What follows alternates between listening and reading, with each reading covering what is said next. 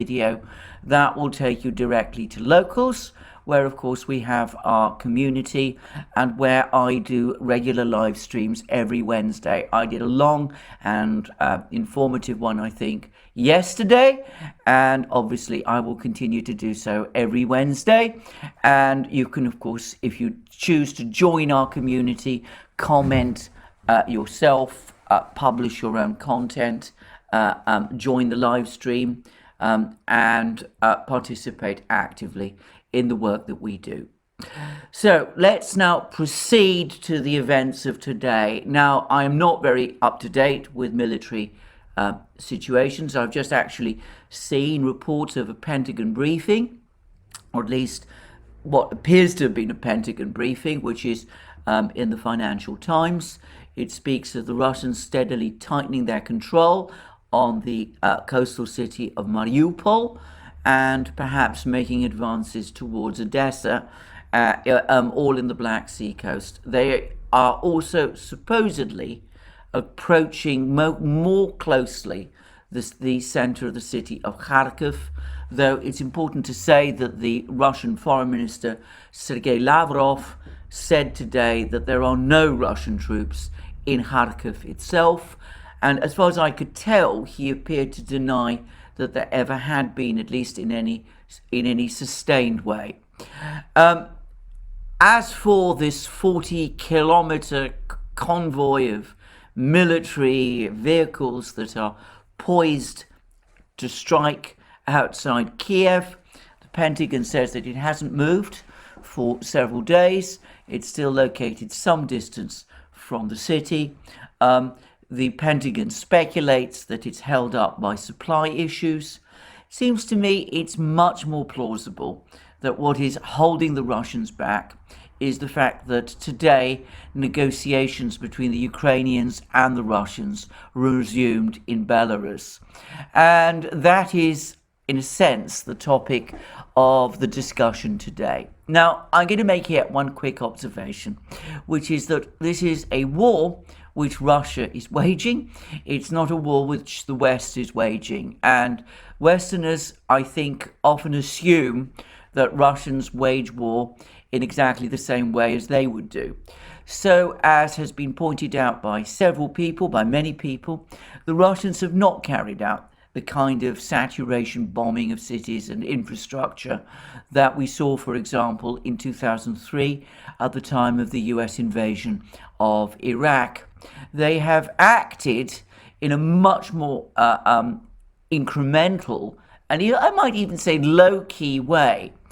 And also, and this I think is important, they have not so far sought to storm those cities, those Ukrainian cities which they have encircled. They have apparently completed or effectively completed their encirclement of the Ukrainian army in the Donbass, but they have not sought to storm the cities and have so far made no attempt to do so. Moreover, this is consistent with certain things they said right at the outset of their operation, which is that it is targeted at Ukraine's military infrastructure and armed forces. It's not targeted at civilians. Now, one should treat comments like that with extreme cynicism, but in fact, there is an obvious reason why the Russians are not storming the big cities, are not storming Kiev itself, and I've touched on it in previous programs, and that is that they want to conduct negotiations with the Ukrainian government in order to achieve some kind of solution to this conflict, which will be a solution which will be agreed by the other government. If that is the intention, then it becomes clear why the offensive, the strike against Kiev, is not taking place. Because by definition, the Russians want that government to continue to exist so that they can negotiate and agree a deal with it. Now, I said at the beginning that Westerners don't always understand the Russian view of war. in the West, we tend to see war and peace as alternatives, as things that when one happens, the other stops. We also tend to see diplomacy and military combat as somehow opposites too. So the assumption is that when the fighting begins, the diplomacy ends until one side or the other is prepared to come to terms and to surrender. The idea that one should conduct both diplomacy and military action at one and the same time is not one, I think, that we generally understand or practice. And here I think I have to say that this is, by contrast, very much the Russian way, and it has its roots far back into the 19th century, but it's also, I think, reflective of the great influence of the German theorist Clausewitz on Russian military thinking. He is apparently very much someone whose ideas, which were repackaged for the Soviet military by Friedrich Engels, it seems that his ideas that war is an extension of politics and of diplomacy is something which the Russians have very much internalized, and they don't make these rigid distinctions between diplomacy and conflict, which we do. On the contrary, they see military action as, in a sense, a way of conducting diplomacy, which is not, I think, something we understand. However, if you approach it in that way, then many of these Russian actions begin to make sense. Specifically, their failure or their decision not to launch a direct offensive on Kiev, to storm Kiev, given, as I said, that they want to negotiate with the government there, and storming Kiev contradicts that objective. Anyway, having engaged in that little lecture, perhaps I can proceed with some of the events of today, some of the diplomatic events of today. Now, various important Russians have been speaking. There's been comments by the intelligence chief, Sergei Narishkin. There's been a long press conference by Sergei Lavrov, the Russian foreign minister. There's been an interview by Sergei Ryabkov, the Russian deputy foreign minister. I'm going to come to Lavrov in a moment, but perhaps the most interesting meeting, or rather discussion, came from the most important man in the Russian political hierarchy, who is of course Vladimir Putin himself. And Vladimir Putin had another of his long telephone calls with French President Macron.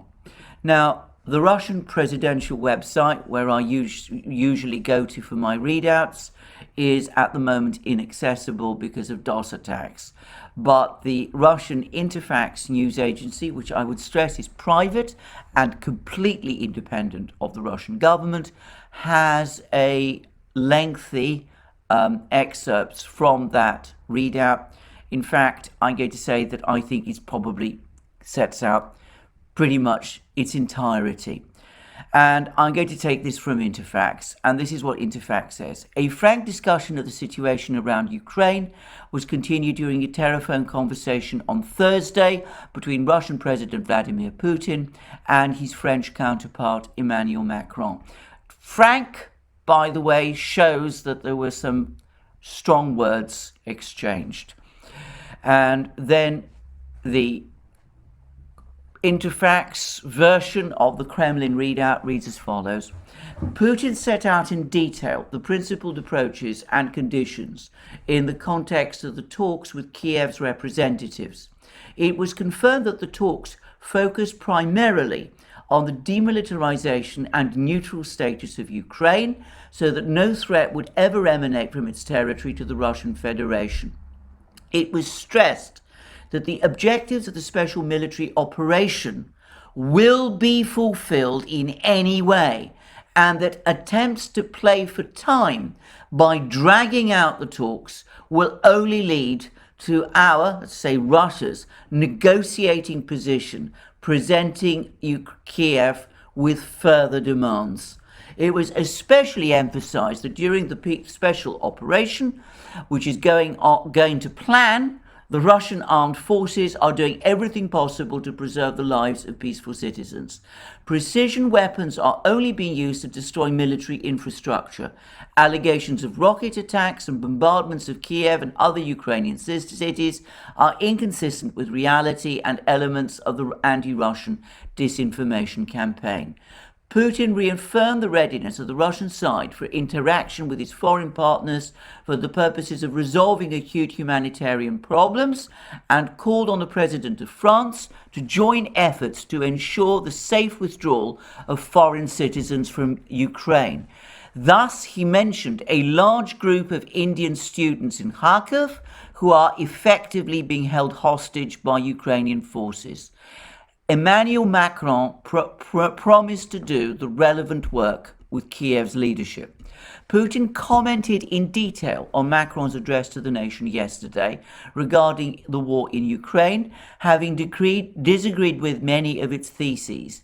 In particular, Emmanuel Macron called Russia's fight against the extreme right. He used Putin, the readout uses a stronger word relating to a political movement which was current in Germany in the 1930s and 40s, in Ukraine, a lie. Well-grounded explanations were given regarding the considerable role of members of this movement in Kiev's state policy. It was noted that during its special operation to protect Donbass, Russia intends to continue its uncompromising fight against militants from nationalist armed organizations who commit war crimes. These included putting military equipment in residential areas and using the civilian population as human shields. Putin also noted that Macron's statement did not say a single word about the Ukrainian leaders having sabotaged the Minsk agreements for 7 years, nor of how Western countries and France itself have done absolutely nothing to make Kiev comply with them. Further, there was no mention of the many years of genocide against the peaceful residents of Donbass, which caused many human casualties and forced hundreds of thousands to seek refuge in Russia. And the two leaders agreed to continue contact at various levels on the issues touched on in the conversation. And we learned from the French media that the telephone call, which, as I said, comes across as extremely heated, lasted for 90 minutes. In other words, an hour and a half. That's some mighty call and a very, very tough one, with Putin taking an absolutely uncompromising line. Note that the Russian demands are demilitarization and neutrality, and that the Russians have said that if Ukraine balks and delays in agreeing to these proposals and tries to spin out the negotiations, then the Russians reserve the right to escalate their demands. But that one way or the other, the special operation will be fulfilled, and it will be fulfilled by military means if necessary. Note also that Putin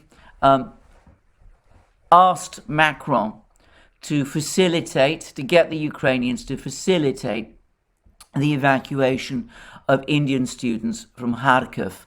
There is a report circulating, I haven't seen it, that Prime Minister Modi of India called Putin and asked for Putin's help to get these Indian students freed.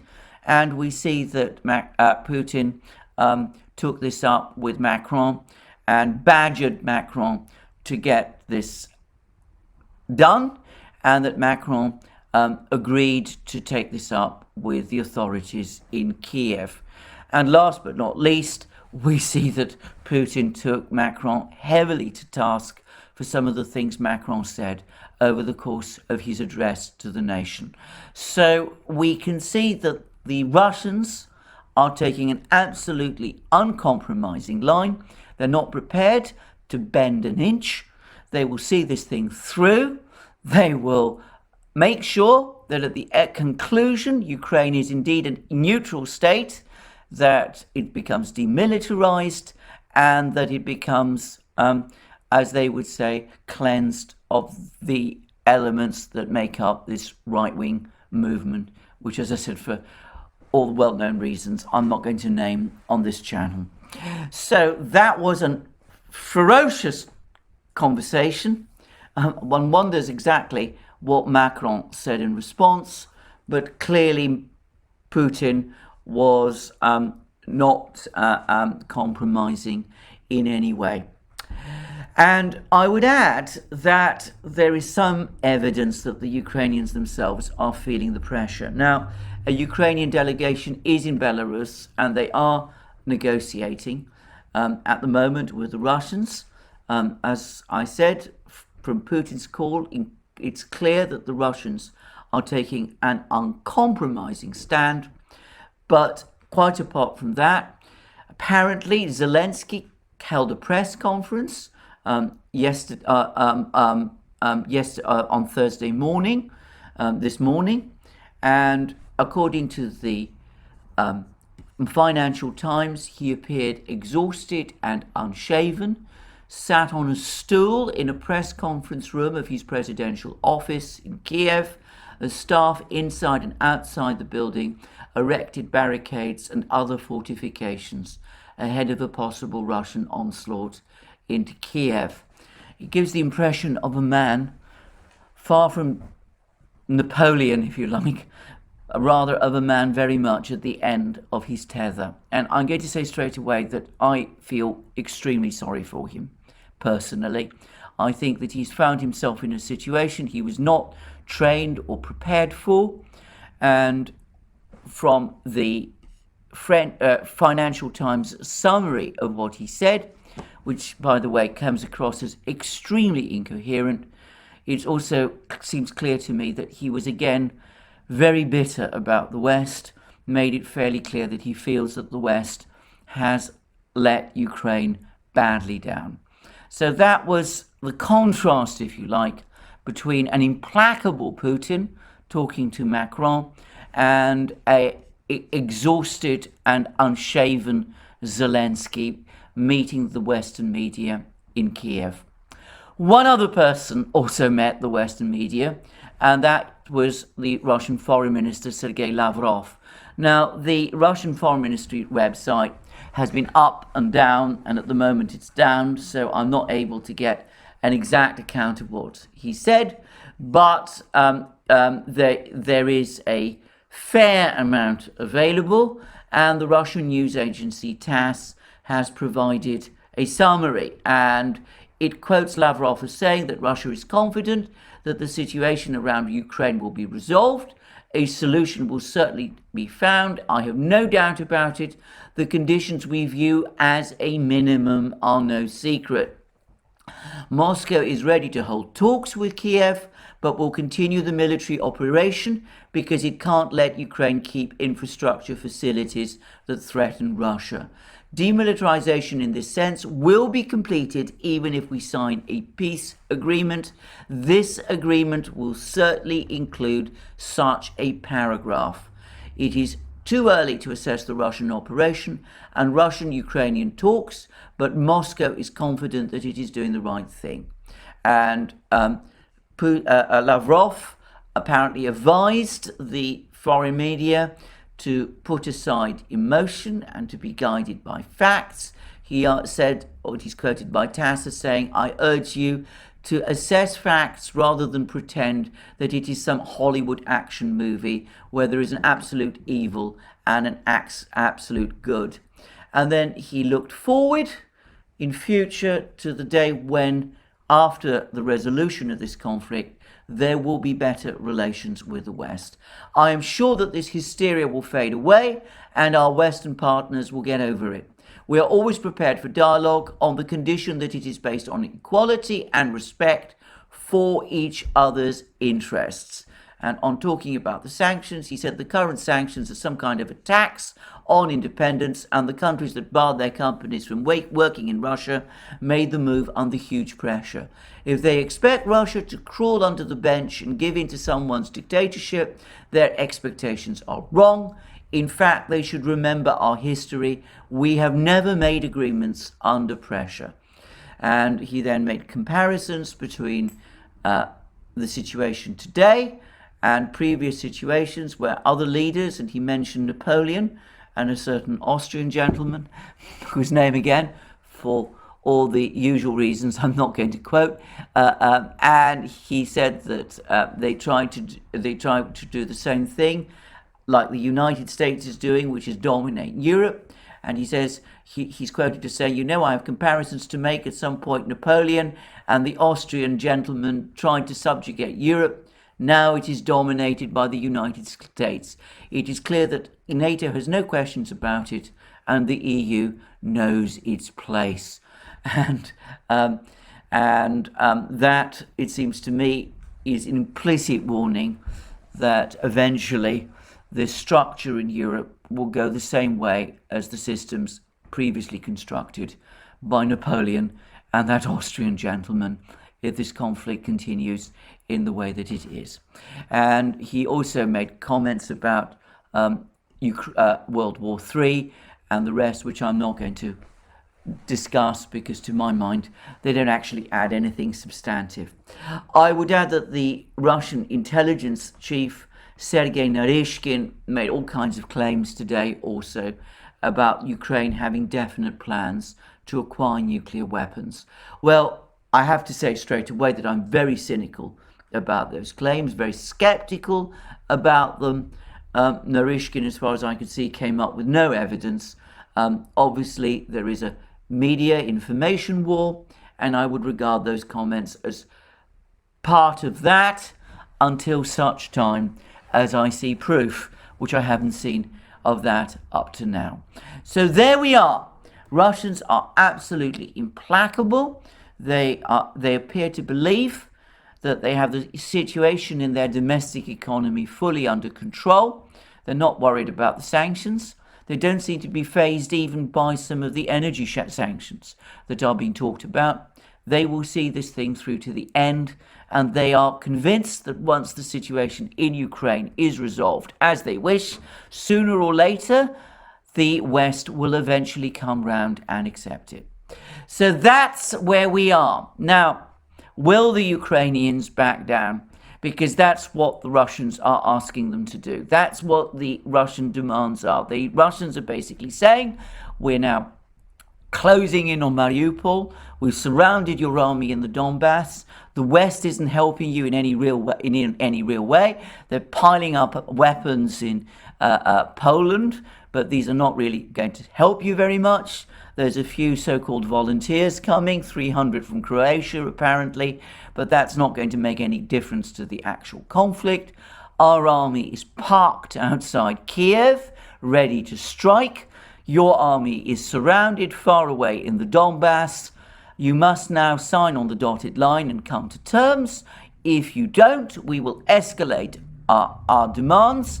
And if you don't agree, then sooner or later that massive strike force that is being gathered outside Kiev will presumably go into action. That, it seems to me, is what the Russians are saying. And they've said it to the Ukrainians, they're saying it to the Ukrainians, and Putin spelled it out clearly to Macron. Will the Ukrainians agree?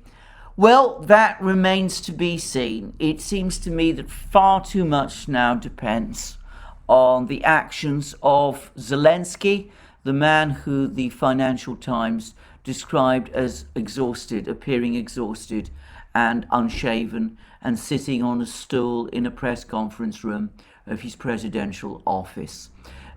It doesn't seem to me as if he has any real control of the situation or any real grasp of what to do.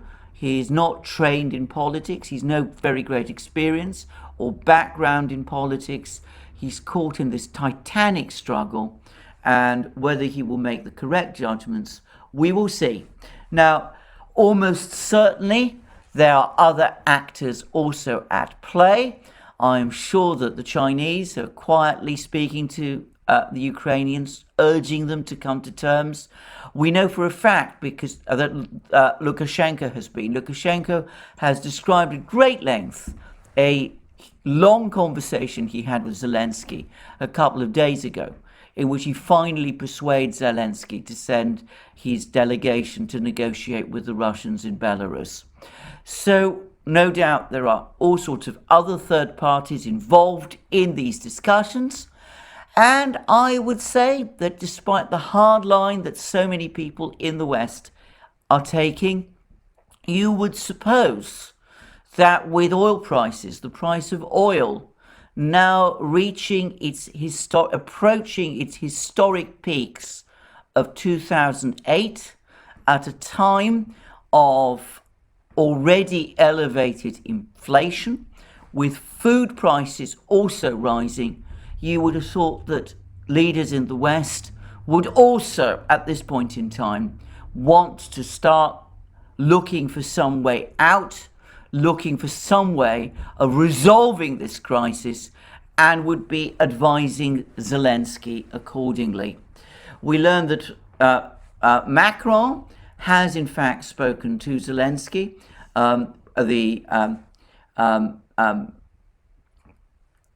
The Interfax report says that earlier on Thursday, the BFM TV channel reported, citing the Elysee Palace, that Macron spoke by telephone with Putin and then with Zelensky.